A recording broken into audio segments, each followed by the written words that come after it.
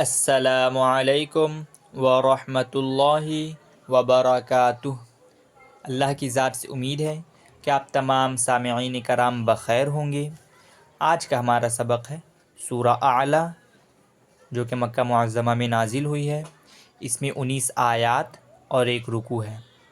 تو بلا تاخیر ہم ہمارے سبق کو شروع کرتے ہیں۔ اعوذ باللہ من الشیطان الرجیم، بسم اللہ الرحمن الرحیم۔ سبح اسم ربک الاعلی الذی خلق فسوی والذی قدر فہدی والذی اخرج المرعی فجعله غثاء أحوى سنقرئك فلا تنسى إلا ما شاء الله إنه يعلم الجهر وما يخفى وَنُيَسِّرُكَ لِلْيُسْرَى فَذَكِّرْ إِن نَّفَعَتِ الذِّكْرَى